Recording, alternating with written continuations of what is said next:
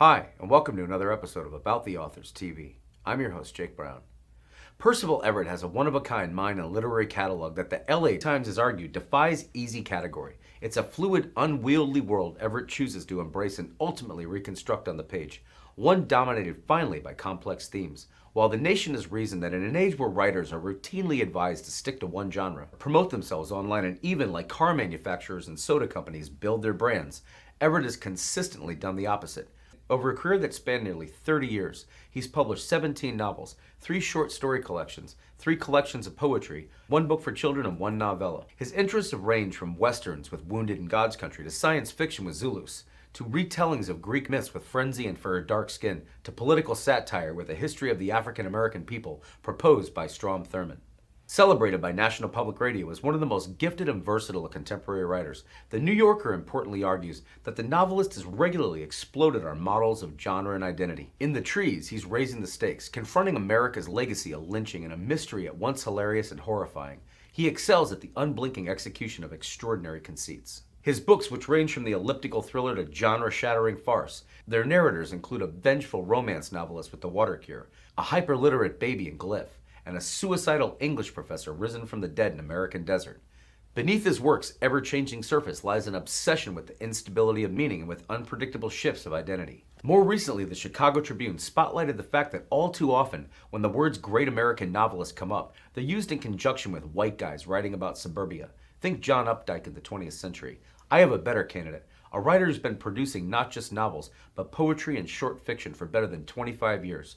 A writer who's been exploring American culture in ways that get beneath the default mode. Deepening that examination courtesy of other works like Suitor, Walk Me to the Distance, Cutting Lisa, Watershed, The Body of Martin Aguilera, Grand Canyon Inc., Assumption, Percival Everett by Virgil Russell, a novel, So Much Blue, Telephone, Dr. No, and the iconic among fans I Am Not Sidney Poitier, a novel, and Erasure. With longtime fan The Washington Post offering that a few of the hallmarks of Everett's lengthy career, which encompasses more than 20 books, include healthy doses of satire, tweaks to narrative convention, and some pointed questions about race. He's also fond of knocking down the wall between author and character. Winner of the Guggenheim Fellowship in Fiction in 2015, the Believer Book Award, the Houston Wright Legacy Award, the Charles Angoff Award, the Dos Passos Prize in Literature, the Penn USA Literary Award, the American Academy of Arts and Letters Literature Award, and the Lila Wallace Reader's Digest Fellowship. He joins us today to discuss his incredible career. Professor Everett, it's an honor to have you here. How young do you first remember falling in love with storytelling as a child? Well, I think it was my father's bookcase, and and also he would. I'm not a sleeper, and so he would, to try to put me to sleep, he would read to me Lewis Carroll when I was very young. But his finally he just gave up because I wouldn't go to sleep. He said, read it yourself. And so nonsense became kind of important to me. But then when I was about 9, I discovered what it was, Somerset Maugham of Human Bondage, and I thought I shouldn't be reading it. Prostitute and clubfoot, all that stuff, and it was the excitement of reading something that was for adults secretly that really got me into books. That's a common progression we hear from peers of yours who steadily worked their way up their parents' bookshelves as they got old enough to reach for and even sneak titles off. In between reading books, do you remember a point when you first sat down and tried to write something of your own? I think I don't remember any of it. I never thought of myself. I still don't think of myself as much of a storyteller. I play with ideas, and I love playing with language, and the stories sort of happen out of that. I suppose it's when I was in high school, because I was a kind of a smart ass, a pain in the ass. I wrote a play for our high school drama festival. It was a play about the drama festival, and as I considered a waste of time. But the reaction to it won all the awards at the festival, which was kind of an insult to me. But that was the first time I had fun with writing something, even though the purpose of it was to denigrate writing, I suppose.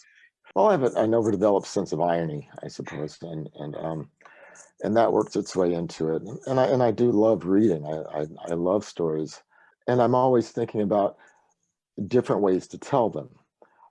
Though I can't say that comes out of a dissatisfaction with the way stories are told. It's just the way my mind works. In high school, and once you were studying everything from philosophy to biochemistry at the University of Miami, and then creative writing at Brown, long before you became a professor yourself at University of Southern California, who do you remember being a presence in your own academic experience as you were first developing this craft of yours? When I was in high school, my the teacher who taught me Greek mythology and Shakespeare was I think of her as an old lady, which was probably younger than I am now. Um, she, uh, she told me that I would be a writer, and of course I had no idea. I didn't have any dreams of doing that, and I pretty much dismissed her saying it, though I remember her saying it to me. I had some teachers who did inspire me. There was a history teacher. Her name was Mrs. Tollison. I remember quite well. Who I was sure, like Roshan Roland Kirk, could had mastered circular breathing, because she could talk nonstop um, for an hour and a half. And she was my American history teacher. And I learned a lot of American history just because I liked the rhythm of her voice, and that might have been a good lesson for me at that time. Um, and and I suppose not in schools, but my father's. Uh, uh, it's hard to say encouragement, but his bemusement at my interests, what I think were really inspiring. He took me seriously because I took it seriously, um, and and there was, and I can't remember exactly, but we were at the National Gallery on a visit to Washington D.C., and I saw Pollock for the first time in my life. And I'd always liked pictures of them, but I'd never seen a real Pollock. And then when I saw it, I was frozen. It was this long rectangular one, um, in the front hall of the museum. And at least my memory is, my father said to me, "I'll be back." He just let me stay there, and I must have stood there for 30 or 40 minutes. And it's a lesson about art that has stayed with me, and that is, you can't enter anything all at once. And so that's a lesson for writing that has persisted. You can't tell it all at one time. You have to have windows that allow entry, and so that's one of the things that drives me. In fact, Viking Books would publish your first novel, Suitor, back in 1983 while you were still in your mid 20s in graduate school. And the Chicago Tribune, in its review, complimented the fact that every page feels strange and unexpected. Was this a book idea and then manuscript your professor encouraged you to send out to publishers? I suffer in what we call in my house work amnesia. As soon as I'm done with a book, I fairly forget it. Uh, but it being the first, I think I was just simply trying to write a book. I wasn't kicking. I wrote I wrote a short story, and I'm not really a short story writer. They're they always really are notes for novels, and that story became a novel. Actually, you just said whether these things work. The the professor at the time, who was supposed to be my advisor, told me not to waste my time with that that book. And being the crank that I am, I waved him off and went on with it. It must have been fun to then add a copy of that first published book to your father's bookshelf back home. Now, I'm not really demonstrative, with excitement, and I remember my agent at the time, this wonderful woman who's now, she died maybe 15 years ago. Her name was Candida Donadio, and she called me, and her voice was deeper than mine from whiskey and cigarettes. She was about 5 feet tall in all directions, and she called. She said, "Percival, sit down." And so I said, "I sold your novel, and I said, well, that's great, Canada. And I suppose I didn't sound excited the way she wanted me to sound excited. And I said, she says, aren't you happy? I said, yeah, that's terrific news. And she spent our next 20 years together trying to get me worked up about something. You know, the finished book, this never has impressed me so much. I love the process. It's a really, I find it to be one of the more difficult things for me anyway to do in life is make a novel. And when I finished it, I was happy. I don't think I've ever been satisfied, but it was done, and it was time to do it again. When you did, you began a trend that would run as a thread throughout your entire career. One where the Washington Post noted that you were fond of saying that all novels are experiments. And whether we're talking about a Vietnam veteran driving cross country after returning home from the war and Walk Me to the Distance, or the one that retired Virginian obstetrician John Livesey takes to Oregon as part of the book's brilliant journey in Cutting Lisa, or especially in Zulus, where Publishers Weekly would note of your apocalyptic novel set against a post-thermonuclear future Alice and Kevin face together, that Everett's Suitor synthesis of sci-fi plotting, black comedy, and abstract prose creates a dense, grotesque, but surprisingly readable novel. Were any of these favorite literary laboratories, so to speak, you most enjoyed playing with on the page? Well, I think it's all magic. I mean, there are all these blank pages, and all of a sudden they're full of words, and you don't know where they came from. Yeah, I remember trying to work my way through that story before I started writing. Sort of where am I going? I kind of knew what it was about. There were some images, and as I try to recall the book, that I wanted to work in the red scar that goes around the planet. Alice exists in two places, one as a museum herself, and the other her fleeing the people who would enter the museum. So those are the ideas I was trying to work toward. The LA Review of Books once noted of yours that all are distinct in terms of form and content. For Her Dark Skin is no exception. Please introduce viewers, if you would, to the Medea myth and how it helped inspire and shape the writing of this early book. I was always dissatisfied with the actual Medea story. The explanation of her violence to her children being that she was simply crazy didn't seem enough. And so I worked up my version and that didn't come to me immediately. I had to find it where it was more protective than it was retributive. When you set out next riding across God's country with cowboy Kurt Marden as tracker Bubba, did it begin with the idea of a traditional Western in mind before its creative landscape expanded from cowpoke absurdism, ending with an acute hallucination of blood, hate, and magic, in the esteemed opinion of the New York Times, who concluded that it's worth the wait as the novel sears? God's country, I knew I wanted to use the Western as a vehicle for criticism of our culture, but I didn't know Westerns.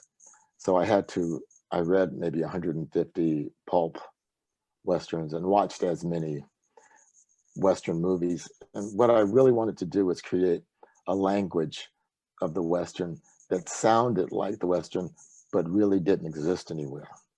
You wove your way through the mystery genre over the course of Watershed, where hydrologist Robert Hawks, during a Colorado fishing trip, gets caught up in the middle of a murder mystery involving the FBI and a Native American environmentalist battling over toxic dumping rights, and then a different sort of death within the body of Martin Aguilera, where retired college professor Lewis Martin comes upon a body of his deceased friend after stopping by his cabin for a quick visit. Could we use the second novel to talk a bit about how you took another trope here and innovated it, and quite originally, we might add? I've never really thought about that. Came to me from asylum. It's to spend my summers in the mountains in New Mexico, and I would camp there.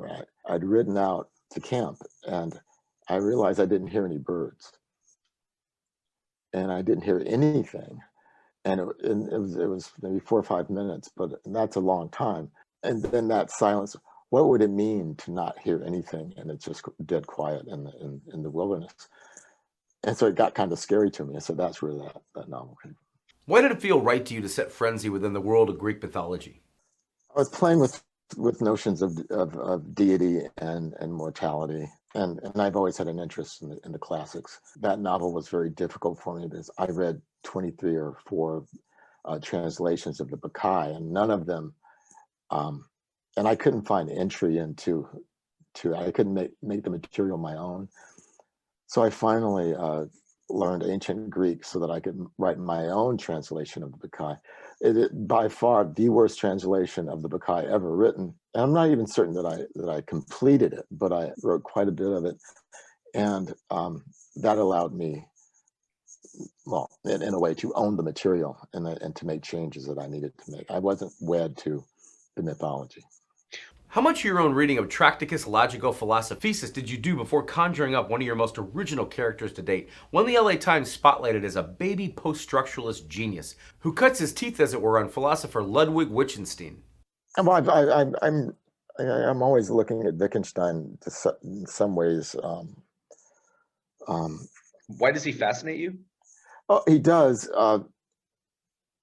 In two ways. One, I find his early work on logic to be really interesting, and as he admits, he was wrong and failed, and then returns with a book called Philosophical Investigations, which is an exploration of ordinary language and philosophy. I'm always impressed with his turning away from what he's done earlier to find something new, and then always disappointed in his inability to actually practice what he's preaching in the later philosophy. um, I also, as a figure in the history of philosophy, I want very much to like him, but he was an asshole, and so I'm fascinated by that. He was an asshole too. One of my favorite figures in philosophy was Bertrand Russell.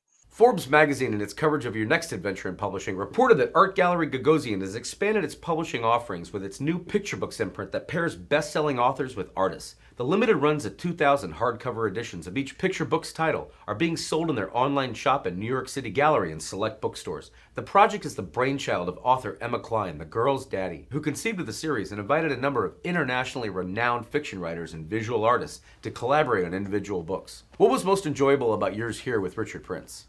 No, they came to me, and they wanted a new novella. Actually, Emma is. I didn't know her. She turns out she's a great person to work with, very smart. And I said, well, I don't have anything new, but I have an old novella that I would love to see new life. And they took it, and it was a nice new edition. It's a beautiful book. I don't know if you've seen the big photograph of Prince's in there. It's not the landscape of the novel, but it does capture the Western spirit of it, and I think it's kind of remarkable.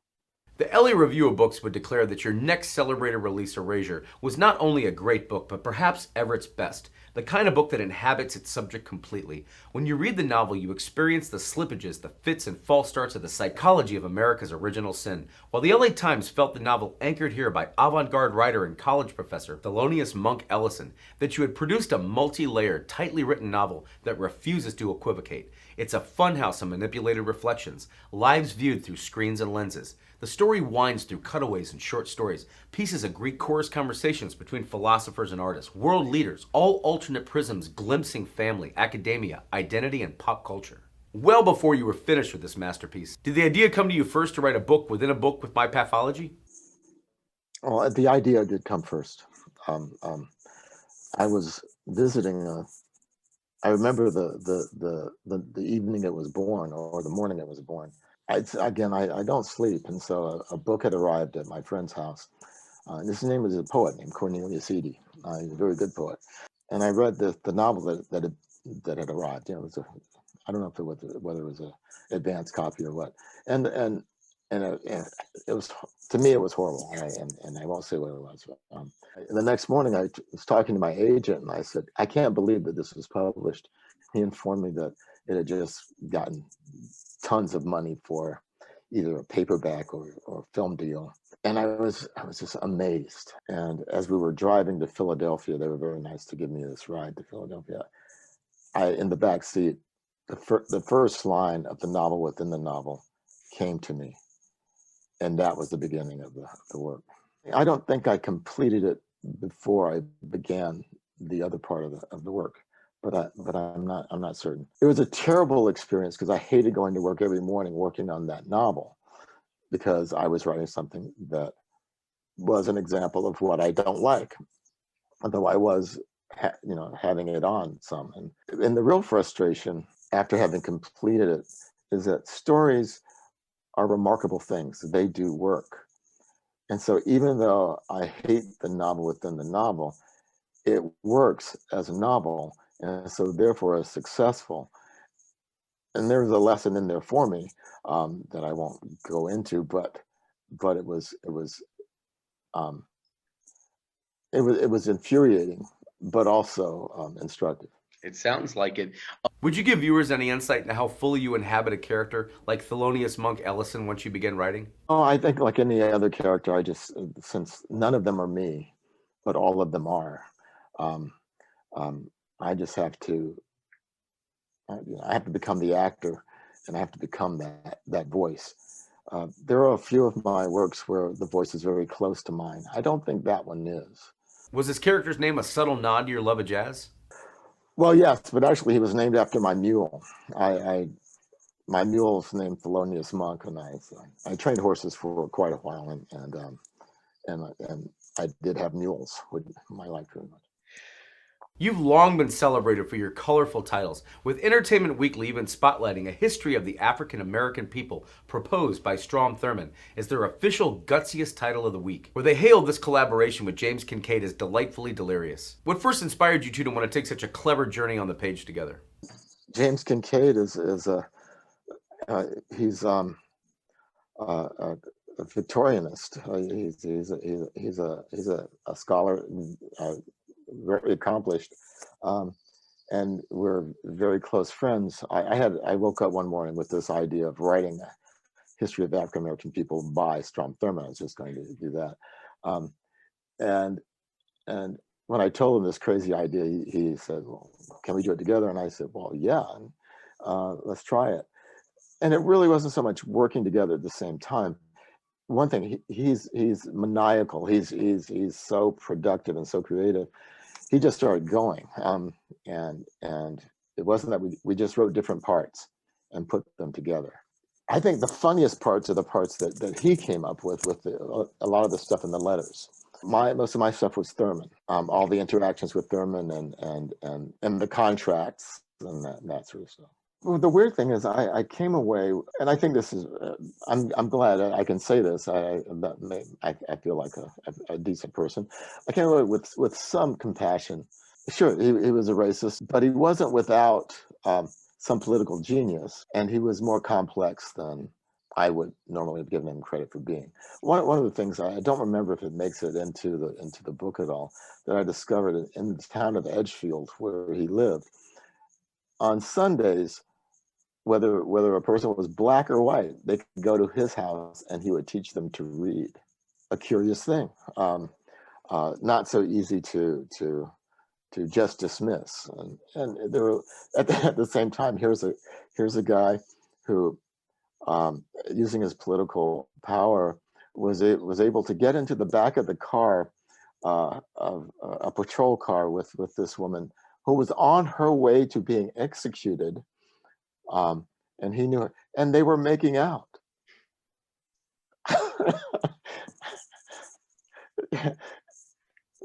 Yeah, the best and the worst of anyone you can imagine.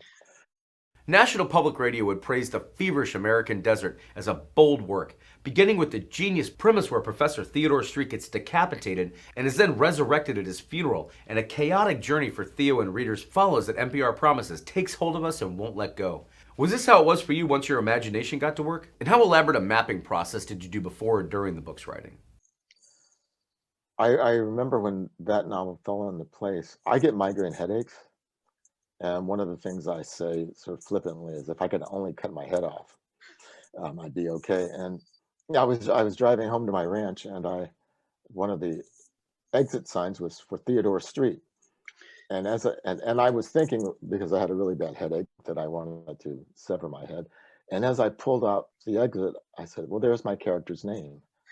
And I said, "And his head should be severed from his body in the first scene." And that's how the novel began.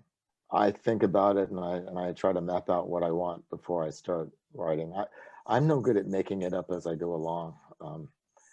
I need a map of some kind, and as you know, a map is purely permission to get lost. It's not something one adheres to religiously.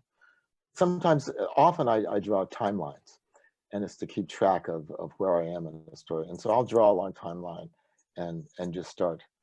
And that will probably be my map. Very rough. Again, I kind of know what I want to do, and I don't know how I'm going to get there, but when I get there, and other things make themselves available. Your poignant power with the pen continued to wind its way through the millennium with equal effect with readers via new thought provoking novels like Wounded and The Water Cure, both of which have wonderful titles. Is that one of the lighter or heavier lifts for you when you're completing work on a new book? Wounded, I think of many titles. One of the fun part of for me for writing novels is coming up with titles, and they all seem awful. Wounded was the title I started with before I wrote a single word, and then I ended up with that title. It was The Water Cure. There were many titles, and that's the one I finally came to. What was driving you creatively during the writing of The Water Cure? That was my protest novel. That was my political attack on the Bush administration for torture. And the whole idea was, it hurt me that I live in a culture that sanctions the torture of human beings. In my mind, I conjured a world in which my own behavior or my character's behavior would be sanctioned by the very culture that does this. So my character, having learned from his nation, employs these activities. I Am Not Sidney Poitier, a novel which is winner of both the Believer Book Award and the Hurston Wright Legacy Award. And Publishers Weekly would find that not only is the novel smart and without a trace of pretentiousness, it shows Everett as a novelist at the height of his narrative and satirical powers.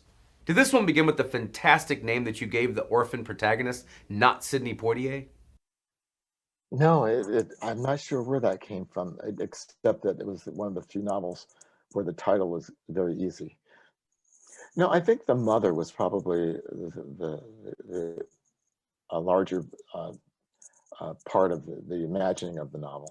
Well, just the idea that of her idea of wealth was not the money she had, but her son's deportment, what he learned and how he was going to use it, and his sensibility.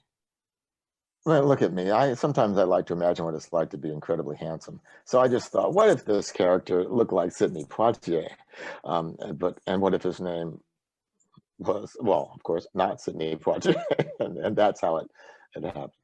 Like so many, the New York Times was dazzled from page one with Assumption, a baffling triptych of murder mysteries set in Plata, a fictional county in the northern part of New Mexico that the Times, importantly, as with many of your other novels, observe reads deceptively like a simple detective story. Everett's ability to play on readers' expectations in Assumption hinges on his use of an almost objective third-person point of view. What did you find most thrilling about creating within the crime fiction format?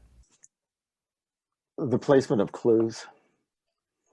Um, I mean, the end of that novel, I think, catches everyone, uh, um, and then um, and then I think I've been told anyway that it's a lot of fun to go back and look at it and realize that I have placed those clues there throughout. What I don't read crime fiction, so I don't know it that well, but we all do know it, and that's kind of my point.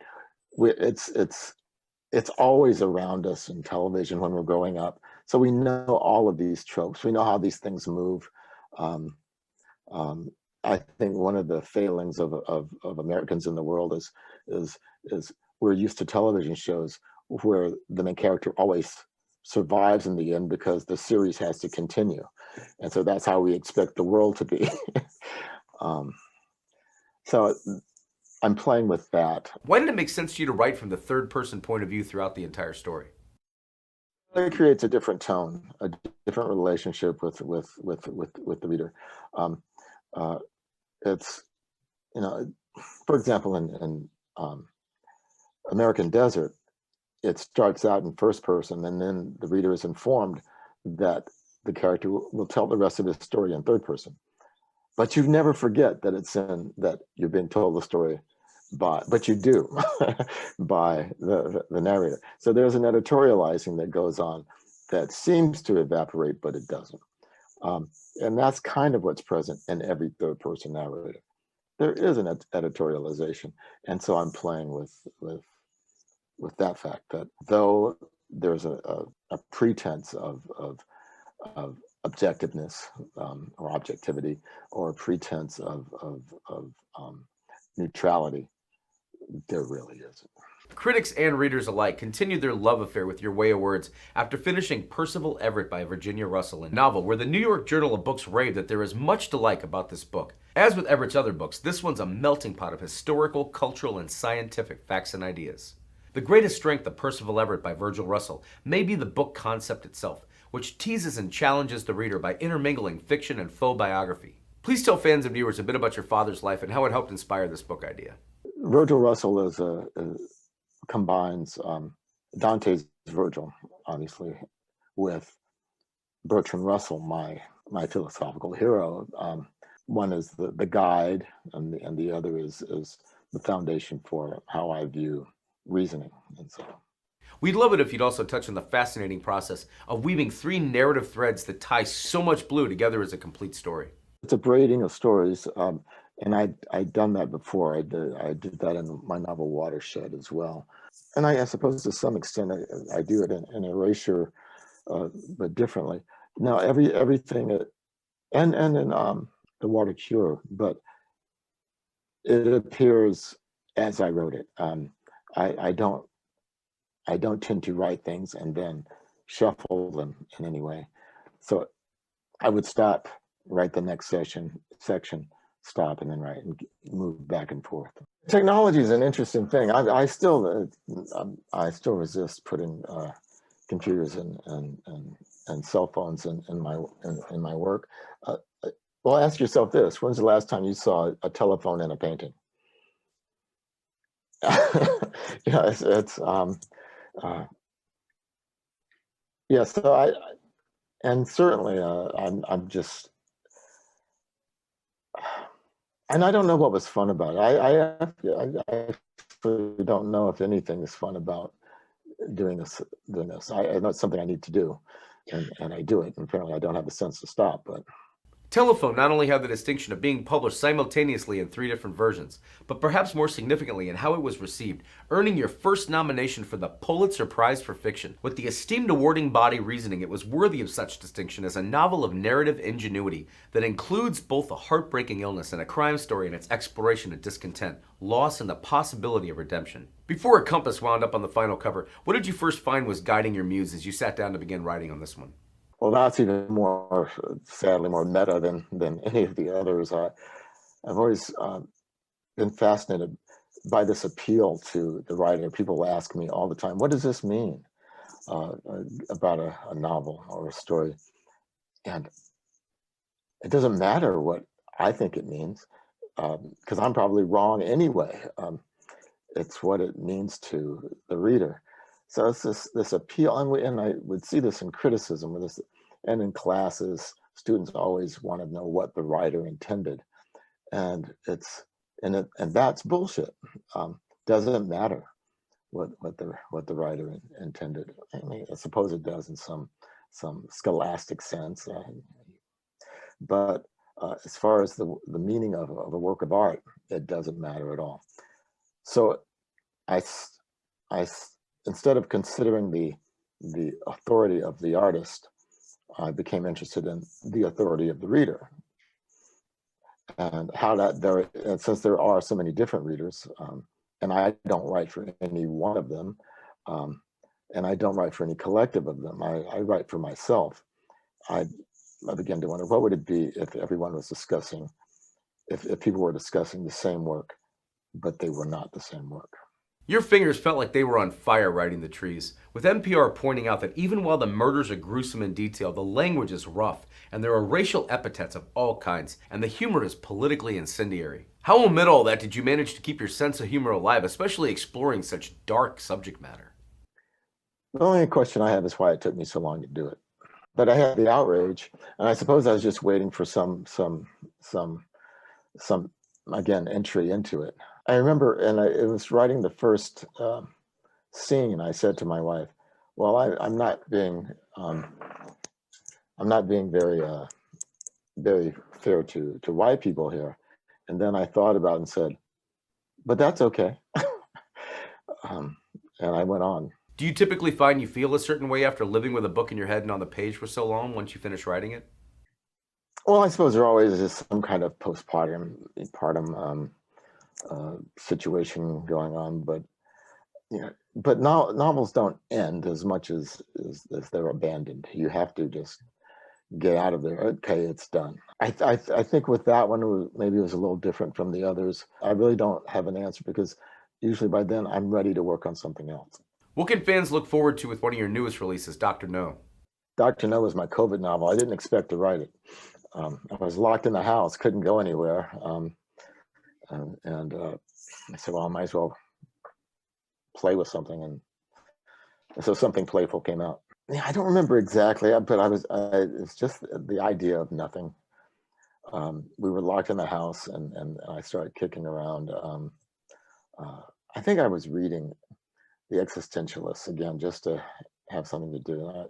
So the whole idea, I was reading Being in Nothingness, and I started thinking about nothingness and went someplace different from where Sartre would have gone with nothingness, uh, and started thinking literally about the notion of nothing. Unlike a lot of authors, including myself, who's written for over 20, you've been with the same publisher for years now. What kind of peace of mind does that give you as an author, knowing you don't have to go out looking for a new one book to book? I've loved being at Grey Wolf Press with my editor for 27 years, Fiona McRae, who is now retiring, because they know me and we have never had a marketing discussion. I just have no interest in business. And they've allowed me to write this disparate list of novels. I can't think of another house that would have allowed me to write what is ostensibly a Western in God's Country, and then a parody of critical theory, and then a novel that perhaps breaks down the fourth wall. I just I've been very lucky in my literary career. So have your readers and the generations of young minds that you teach as a distinguished professor of English. In closing, what's brought you the greatest satisfaction is sharing your knowledge year after year with new classes of students hoping to follow in your footsteps? Well, I get paid to hang out with smart young people. I, it's hard to complain about that. Um, if it weren't for them, I probably would have no fingers against the pulse of the American popular culture. I listen to jazz and classical music. I wouldn't have any idea what's going on. I don't go on social media, so I rely on them for their ideas and their language. So there's that. Uh, Most of my job is disabusing uh, my serious writers of any idea that there is a correct way to do this. Um, and trying to and they remind me why I ever started. The passion that young people have, the excitement about making something that they haven't made before. It's it's easy for me to say it doesn't matter because I have done it, though I suspect I'm more like I am now than they were. I'm more like I am now than I was at their age, I should say. Um, but uh, but there's a real excitement, a real joy to it that it's easy for me to forget, and they remind me. Be true to your vision. I'm lucky. I get to teach and I don't worry about my books. Apparently, my book's making money. I really believe in the power of art, and that's what I want their first loyalty to be, is to their vision of their art. Now they may become more, I'm not going to tell them not to be commercial writers. They might have a wonderful life and it'll be great. But and I don't want them to write like me. That's the last thing I would want. Um, but I do want them to take seriously their own views about life and art. Professor Everett, your writing mind is one of a kind, and we so appreciate you taking time today to open up about it all and for being on About the Authors TV.